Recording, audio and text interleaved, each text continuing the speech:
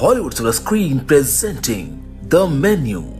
आप सभी लोग कभी ना कभी किसी रेस्टोरेंट में तो जरूर गए होंगे, लेकिन क्या होगा जब आप किसी रेस्टोरेंट में जाए जहां का खाना कुछ ज्यादा ही अजीब हो और ये खाना आपके जीवन का आखिरी खाना बन जाए। क्या आप भी ऐसी जगह जाना पसंद करोगे? आपको क्या लगता है, क्या आप इस खाने को ट्राई करना चाहोगे? कैसी होगी उन लोगों की सिचुएशन जो ऐसी किसी जगह पर फंस जाएं? इन सभी सवालों के जवाब हमें कहानी में आगे मिलेंगे। तो चलिए बिना समय को गवाते हुए शुरू करते हैं आज के इस कहानी को। इस कहानी की शुरुआत में हमें यहाँ के मेन कैरेक्टर फूडी टाइलर लेडफोर्ट और उसकी डेट मार्गरेट मिल्स को दिखाया जाता है, जो आज रात किसी स्पेशल इवेंट की बात कर रहे होते हैं। मार्गरेट स्मोक कर रही होती है, जिस पर टाइलर उसको मना करता है और कहता है कि ऐसा करने से उसके टेस्ट बड्स खराब हो जाएंगे और वो आज की नाइट के डिशेस एंजॉय नहीं कर पाएगी। मार्गरेट के लिए वो इवेंट किसी नॉर्मल इवेंट के जैसे ही है, मगर फिर भी वो उसकी बात मानकर स्मोक करना बंद कर देती है। कुछ देर बाद उन्हें लेने एक बोट आती है, जिसको देखकर मार्गरेट पूछती है कि क्या इसमें सभी लोग आ जाएंगे, क्योंकि उसको वो काफी छोटी लग रही थी। जिस पर टाइलर कहता है कि ऐसा कुछ नहीं है, क्योंकि वो बोट केवल 12 मेंबर्स के लिए बनी है, जिसका मतलब है कि आज उस पार्टी में सिर्फ 12 खास लोग ही जा रहे हैं। टाइलर ये भी बताता है कि उस इवेंट में जाने के लिए उन सभी लोगों ने $1250 पर हेड पे किए हैं, यानी कि लगभग 1 लाख रुपए। अब नॉर्मली तो कोई इतना पैसा सिर्फ एक मील के लिए नहीं देगा, मगर अब क्योंकि वहां बहुत बड़े बड़े लोगों को इनवाइट किया गया था, तो उनके लिए ये कोई बड़ी बात नहीं है। मार्गरेट और टाइलर उस बोट में मौजूद लोगों को देखकर काफी हैरान थे, क्योंकि वहां पर शहर के बहुत ही नामी लोग मौजूद थे, जिन्हें देखकर टाइलर काफी एक्साइटेड हो जाता है। कुछ देर बाद वो बोट उनको लेकर जाने लगती है हॉथॉर्न आइलैंड पर, जिस जगह पर वो रेस्टोरेंट है। बोट पर शेफ की तरफ से उनको एक वेलकम डिश ऑफर की जाती है, जो कि एक raw local oyster in a mignonette evolution with lemon caviar and oyster leaf है। मार्गरेट को डिश के बारे में कुछ खास नॉलेज नहीं थी, मगर टाइलर उस डिश को देखकर बताता है कि वो वहाँ के शेफ स्लोविक की एक बहुत ही फेमस रेसिपी है। जिसके बाद वो दोनों उसको टेस्ट करते हैं। टाइलर को वो काफी पसंद आती है, मगर मार्गरेट को वो कुछ खास अच्छी लगती नहीं है। कुछ देर के बाद वो सभी हॉथॉर्न आइलैंड पर पहुंच जाते हैं, जहाँ एल्जा नाम की एक लेडी उनका वेलकम करती है। वो सभी गेस्ट को उनके नाम से बुलाती है, मगर तभी वो टाइलर के साथ मिस वेस्टरवर्ल्ड का नाम लेती है, जिससे मार्गरेट थोड़ी कंफ्यूज हो जाती है।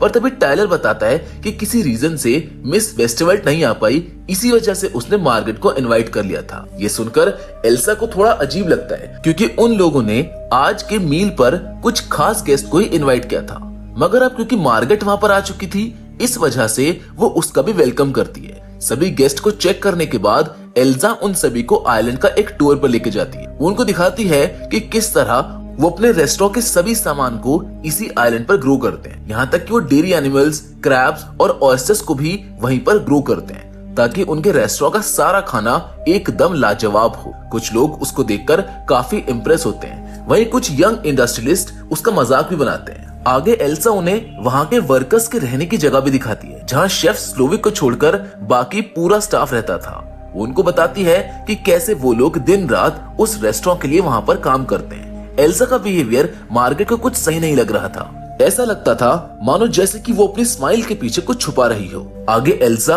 उन सभी को लंच के लिए फाइनली रेस्टोरेंट में लेकर जाती है, जहां पहुंचकर वो सभी काफी खुश होते हैं, क्योंकि अब तक सभी काफी भूखे हो चुके थे। रेस्टोरेंट के अंदर बहुत से शेफ्स कुछ यूनिक डिशेस बना रहे होते हैं, जिन्हें देखकर टाइलर बहुत ही ज्यादा एक्साइटेड हो जाता है। और तभी एंट्री होती है उस रेस्टोरेंट के मेन शेफ स्लोविक की, जो कि एल्सा से बात करने के बाद मार्गरेट को देख रहा होता है। कुछ देर बाद उन लोगों को पहली डिश सर्व की जाती है, जिसका नाम होता है अम्यूज बुश, जिसके इंग्रेडिएंट्स थे the cucumber melon, milk snow और शेडलेस। वो डिश इतनी सुंदर दिख रही होती है कि सभी उसके बारे में बात करने लग जाते हैं। खैर तभी शेफ स्लोविक सभी को अपना इंट्रोडक्शन देते हैं और बताते हैं कि आज उन सभी को बहुत ही अलग अलग डिशेस खाने को मिलेगी, जो उन्होंने पहले कभी नहीं खाई होगी। पर शेफ उन सभी से एक रिक्वेस्ट करता है कि वो कोई भी डिश पेट भरकर ना खाए, बल्कि सिर्फ उसे टेस्ट करें और फील करें, क्योंकि पेट भरने के लिए उनका रेस्टोरेंट काफी एक्सपेंसिव है। इसी के साथ इनके सामने दूसरी डिश को भी सर्व किया जाता है, जिसका नाम था द आइलैंड, जिसके इंग्रेडिएंट्स थे कुछ प्लांट्स और रॉक्स, जो कि उसी आइलैंड के थे। वो डिश देखने में इतनी बेहतरीन लग रही होती है कि सभी उसको देखते ही रह जाते हैं। इससे पहले कि वो लोग उस डिश की तारीफ में कुछ कहते, शेफ स्लोविक कहते हैं कि हम इस रेस्टोरेंट में कुछ भी खास नहीं बना रहे हैं, बल्कि नेचर हमसे ज्यादा सुंदर चीजें बनाता है। जिसको सुनकर टाइलर तो रोने ही लग जाता है। वो शेफ स्लोविक की बातों से कुछ ज्यादा ही अटैच होने लग जाता है। सभी लोग आपस में बातें कर रहे होते हैं जिन्हें एल्जा सुन रही होती है।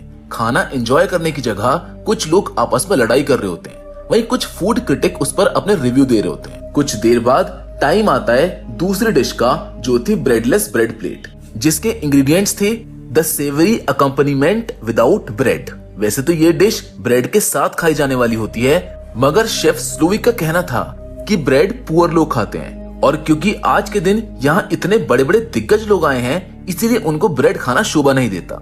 इसलिए वो उस डिश को विदाउट ब्रेड ही सर्व करते हैं। पहले तो सभी को लगता है कि शेफ उनके साथ मजाक कर रहे हैं, मगर जब एक्चुअल में ब्रेड नहीं आती है तो बहुत से लोग उसे एक क्लासी डिश समझकर ऐसे ही खाने लगते हैं। पर तभी कुछ इंडस्ट्रियलिस्ट एल्जा से ब्रेड के लिए रिक्वेस्ट करते हैं, जिस पर वो साफ मना कर देती है, जिससे वो लोग उसे अपने स्टेटस के बारे में बताने लगते हैं। मगर एल्जा तो उनके स्टेटस से पहले ही वाकिफ थी।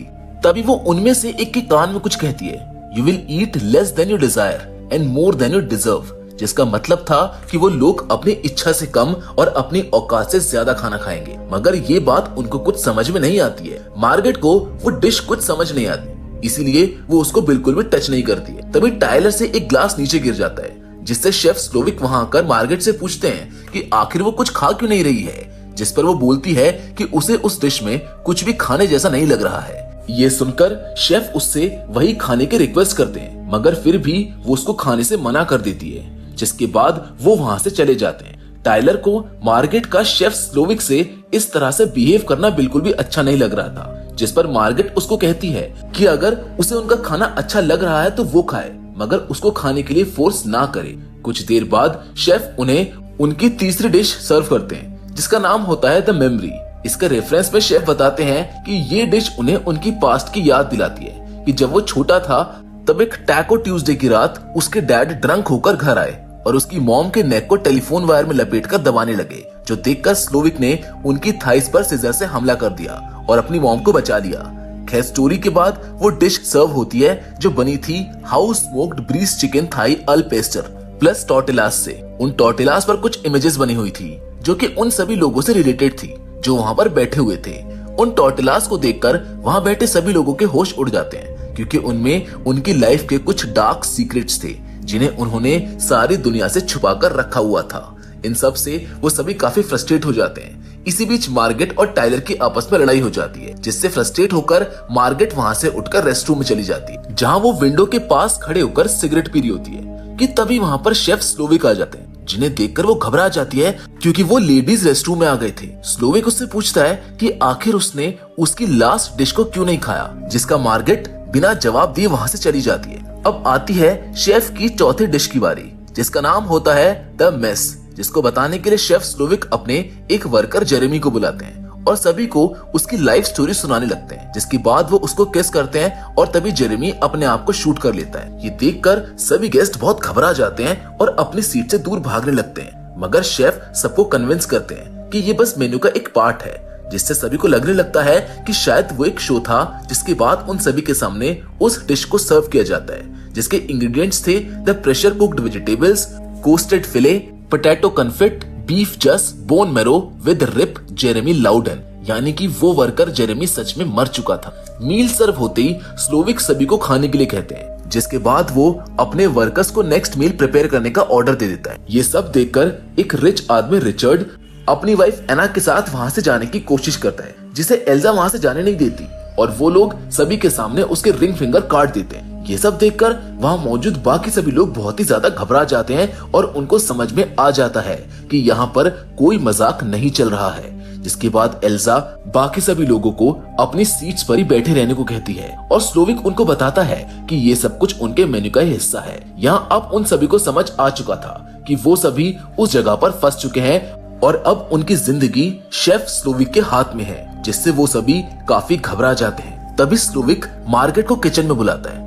जहाँ वो उसको बताता है कि उन्होंने ये सब एक प्लान के अकॉर्डिंग किया है, मगर मार्गरेट उसका हिस्सा नहीं है, जिस वजह से वो उनका प्लान खराब कर रही है। इसलिए वो उसको चूज करने का मौका देता है कि या तो वो उनके साथ शामिल हो जाए या फिर एक गेस्ट बनकर ही रहे, जिस पर मार्गरेट को लगता है कि शायद वो उसकी जान बख्श देगा। जिस पर शेफ उसको बताता है कि आज उसे रेस्टोरेंट में मौजूद सभी लोग मारने वाले हैं, यानी कि मार्गरेट के बचने के वैसे भी कोई चांसेस नहीं है। डिसीजन लेने के लिए वो उसको 15 मिनट का टाइम देता है, जिसमें वो सर्व करते हैं उनकी 5th डिश, जिसका नाम था पैलेट क्लेंजर, और उसके इंग्रेडिएंट्स थे वाइल्ड बेरगामट और रेड क्लोवर टी। इस सब के बाद उन इंडस्ट्रियलिस्ट में से एक आदमी वहाँ की विंडो तोड़कर बाहर जाने की कोशिश करता है, मगर वो उसको तोड़ नहीं पाता। जिसके बाद एना रिक्वेस्ट करती है कि उसके हस्बैंड रिचर्ड को अस्पताल की जरूरत है, जिस पर स्लोविक उनसे पूछता है कि वो पीछे कुछ सालों में उनके रेस्टोरेंट कितनी बार आए हैं, जिस पर वो बोलते हैं कि 5-6 बार। जिसके बाद वो उनसे उन्हें पिछली बार सर्व की गई डिशेस में से किसी एक डिश का नाम बताने के लिए कहता है, जो वो नहीं बता पाते। असल में शेफ स्लोविक उन सभी को बताना चाहता था कि वो इतनी मुश्किल से अपनी लाइफ में किसी मुकाम पर पहुंचा है जहां वो इतने बड़े लोगों को सर्व कर पा रहा है, मगर उन ग्रीडी लोगों ने उसके फूड और उसके डिशेस की कभी रिस्पेक्ट नहीं की, बल्कि वो हमेशा उसमें खामियां निकालते रहे, जबकि उसकी सभी डिशेस परफेक्ट थी। अब आगे वो सभी लोग विंडो के बाहर एक आदमी को लटका हुआ देखते हैं, जिसने एंजल के जैसे विंग्स पहने हुए थे। असल में वो आदमी डग वेरेक था, जो कि स्लोविक के उस रेस्टोरेंट और हॉथॉर्न आइलैंड का मालिक था। उसको देखकर सभी बहुत ज्यादा डर जाते हैं और उसको रुकने के लिए कहते हैं। वो शेफ स्लोविक को बहुत सा पैसा भी ऑफर करते हैं, मगर एक कलाकार को पैसों की नहीं बल्कि रिस्पेक्ट की जरूरत होती है, और वो लोग ये बात कभी समझ ही नहीं पाए थे। जिसके बाद स्लोविक डग वेरिक को एंजल की तरह पानी में डुबाकर सबके सामने मार डालता है। इसके बाद शेफ मार्गरेट का डिसीजन पूछने के लिए उसको ऑफिस में बुलाता है। वहाँ मार्गरेट उसको बताती है कि वो एक कॉल गर्ल है जो टाइलर के कहने पर यहाँ पर आई है। जिसके बाद शेफ स्लोविक उसको बताता है कि उसे खुशी से किसी के लिए खाना बनाए हुए सालों हो चुके हैं। जिसके बाद वो सभी लोगों को अगले मील के लिए बाहर लेकर जाता है। वहाँ वो अपनी एक और वर्कर कैथरीन केलर को बुलाता है, जो सबको बताती है कि 3 साल पहले शेफ स्लोविक ने उसके साथ फिजिकल होने की कोशिश की थी, मगर उसने मना कर दिया था।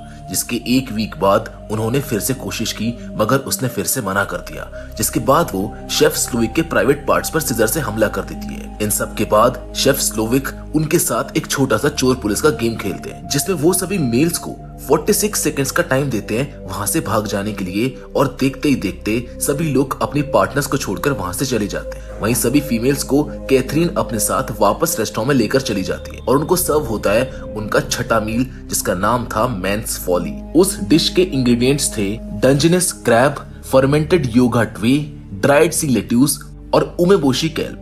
सभी लेडीज आपस में बैठकर बात करती है, जहां एना मार्गरेट से पूछती है कि क्या वो उसके हस्बैंड को जानती है, जिस पर वो हाँ बोलती है। असल में रिचर्ड मार्गरेट का काफी पुराना क्लाइंट था, जिससे उसको प्यार हो गया था। जिसके बाद मार्गरेट अपने बारे में बताती है कि असल में उसका नाम मार्गरेट नहीं बल्कि एरिन है, और वो ब्रॉक्टन मैसाचुसेट्स से है। कुछ देर बाद स्लोविक के गार्ड सभी को पकड़कर वापस ले आते हैं, जिससे ये गेम यहीं पर खत्म हो जाता है। सभी लोग वापस आकर एक बार फिर अपनी अपनी सीट्स पर बैठ जाते हैं। जिसके बाद शेफ स्लोविक एक बड़े राज का खुलासा करता है। असल में टाइलर को पहले से ही आज हो रही सभी चीजों के बारे में पता था, क्योंकि शेफ स्लोविक ने ही उसको वो सब कुछ बताया था। उसके बाद भी वो मार्गरेट को अपने साथ लेकर आया, क्योंकि उसकी डेट मिस वेस्टवर्ल्ड से ब्रेकअप हो गया था। जैसे ये बात मार्गरेट को पता चलती है तो उसको टाइलर पर बहुत गुस्सा आता है, क्योंकि उसकी वजह से आज उसकी भी जान खतरे में है। ये सब होने के बाद शेफ स्लोविक टाइलर को किचन में कुछ बनाने के लिए कहते हैं, क्योंकि वो अपने आप को बहुत बड़ा फूड क्रिटिक समझता था।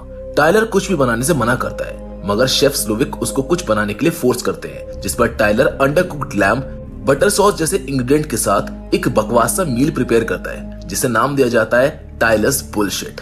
असल में टाइलर कोई फूड क्रिटिक था ही नहीं, क्योंकि गलतियां तो वो निकाल सकता था जिसे खुद कुछ बनाना आता हो। जिसके बाद शेफ स्लोविक टाइलर के कान में कुछ बोलते हैं, जिसको सुनने के बाद वो खुद वहां से चला जाता है। आगे शेफ की फाइनल डिश, जो कि एक डेजर्ट थी, उसको सर्व करने की बारी आती, जिसके लिए उन्हें एक बैरल चाहिए था, जो कि उनके स्मोकर्स हाउस में रखा हुआ था। स्लोविक मार्गरेट को उसको लाने जाने के लिए कहता है, क्योंकि वो भी अब उनमें से ही एक थी। जाते वक्त मार्गरेट को टाइलर की लाश दिखाई देती है, जिसने खुद को एक रूम में हैंग कर लिया था। खैर वो वहां से निकलकर स्मोक हाउस में चली जाती है, जहां उसको बैरल के ऊपर एक चाकू मिलता है, जिसे लेकर वो शेफ के पर्सनल वेयर हाउस में घुस जाती है, मगर वहां उसका कोई पीछा कर रहा होता है। मार्गरेट को घर के अंदर जाकर एक सिल्वर गेट नजर आता है, जिसे वो खोलने की कोशिश करती है, मगर तभी वहां पर एल्जा आ जाती है, जो उसके ऊपर अटैक करने लगती है। एल्जा मार्गरेट को मार पाती इससे पहले मार्गरेट से ही सेल्फ डिफेंस में उसका खून हो जाता है, जिसके बाद वो उस सिल्वर गेट के अंदर जाती है। वहां पर उसको शेफ स्लोविक की कुछ पुरानी फोटोज दिखती है, जिसमें वो देखती है कि जब शेफ पहली बार कुक बना था तो वो बहुत खुश था, मगर धीरे धीरे ट्रोल होते होते उनके चेहरे की सारी खुशी गायब हो गई, और इसी वजह से उन्होंने अपनी सारी खूबसूरत यादों को उस रूम में बंद करके रखा था। तभी वहां पर मार्गरेट को एक रेडियो मिलता है, जिससे वो हेल्प बुलाने की कोशिश करती है, जबकि वहां रेस्टोरेंट में ब्राइस, जो कि एक इंडस्ट्रियलिस्ट था, उसका आज बर्थडे होता है, जिसके लिए शेफ स्पेशल केक लेकर आता है। मगर तभी वहां पर एक बोट आती है, जिससे सबको पता चल जाता है कि मार्गरेट ने किसी को यहाँ पर हेल्प के लिए बुला लिया है। जिसके बाद वहाँ एक पुलिस ऑफिसर आता है, जो कि वहाँ पर मौजूद एक पुराने स्टार का फैन होता है। वो उससे उसका ऑटोग्राफ मांगता है, जिस पर वो उसमें हेल्प में लिखकर उसको दे देता है। वो ऑफिसर जैसे उसको पढ़ता है तो वो अपनी गन निकालकर शेफ स्लोविक की तरफ कर देता है, जिससे सबको लगता है कि वो बच गए, मगर फिर वो अपनी गन को एक कैंडल की मदद से जला लेता है और खुद भी शेफ के किचन में चला जाता है। यानी कि वो आदमी भी उन्हीं लोगों से मिला हुआ था, जो देखकर सबकी उम्मीद एक बार फिर टूट जाती है। जब शेफ अपनी फाइनल डिश प्रिपेयर कर रहा होता है, तभी अचानक मार्गरेट के दिमाग में एक प्लान आता है। वो अपनी टेबल से उठती है और शेफ से कहती है कि उसने आज उसको जो भी खिलाया वो बिल्कुल बकवास था, क्योंकि उसको अभी भी बहुत तेज भूख लगी है। ये सुनकर शेफ स्लोविक उससे पूछता है कि आखिर वो खाना क्या चाहती है, जिस पर वो बताती है कि उसको नॉर्मल चीज बर्गर खाना है, जिसमें कोई भी मॉडर्न टच ना ऐड किया गया हो, और उसके साथ कुछ फ्राइज। जिसके बाद शेफ स्लोविक खुद उसके लिए एक चीज बर्गर प्रिपेयर करने लग जाते हैं, और वो काम करते हुए काफी खुश थे। उन्हें ऐसा लग रहा था मानो सच में कोई उनके हाथ का खाना खाना चाहता हो, जैसे जब वो पहली बार शेफ बने थे तब। मील प्रिपेयर होने के बाद वो उसे मार्गरेट को सर्व करते हैं, जिसको वो बहुत ही ज्यादा पसंद आता है। जिसके बाद वो उसको एक पैक करने के लिए भी कहती है, जिस पर शेफ उसके लिए एक पैकेज और एक गिफ्ट बॉक्स लेकर आते हैं। उसके बाद वो उसको वहां से जाने भी देते हैं, क्योंकि मार्गरेट असल में उनके प्लान का हिस्सा नहीं थी, और उसने शेफ को वो खुशी दी थी जो सालों पहले ना जाने कहां गुम हो गई थी। मार्गरेट के वहां से जाने के बाद शेफ बाकी लोगों को भी उनके गिफ्ट्स और बिल लाकर देते हैं। इसके बाद उनके वर्कर्स सारे खाने के सामान को पूरे रेस्टोरेंट में फैलाने लगते हैं। सभी लोगों को चीज रोल्स के जैकेट्स पहना दिए जाते हैं और उनके सर पर चॉकलेट रख दिया जाता है। जिसके बाद शेफ स्लोविक बीच में आकर वहां पर आग लगा देते हैं, जिससे धीरे धीरे सभी लोग जलने लगते हैं, और शेफ अपने इस फाइनल डिश का नाम देते हैं स्मोर, जिसके इंग्रेडिएंट्स थे marshmallow, chocolate, graham cracker, customers, staff और रेस्टोरेंट। ये सब कुछ मार्गरेट दूर एक बोट पर बैठी देख रही होती है, जिसके बाद वो शेफ का दिया हुआ बर्गर भी खाती है। ये सब करके शेफ सिर्फ ये बताना चाहता था कि कैसे किसी क्रिएटर की क्रिएशन को लोग धीरे धीरे गलतियां निकाल कर और अपने अकॉर्डिंग मॉडिफाई कर उसे बदल देते हैं, जिससे आखिर में उसकी एक्चुअल क्रिएशन की डेथ हो जाती है। जिसके साथ ये कहानी भी यहीं पर खत्म हो जाती है। मैं उम्मीद करता हूँ कि ये कहानी आपको पसंद आई होगी। बाकी फिलहाल आज के इस वीडियो में बस इतना ही, लेकिन हम फिर से जरूर मिलेंगे, और वो भी एक और नई इंटरेस्टिंग कहानी के साथ। मगर तब तक के लिए धन्यवाद।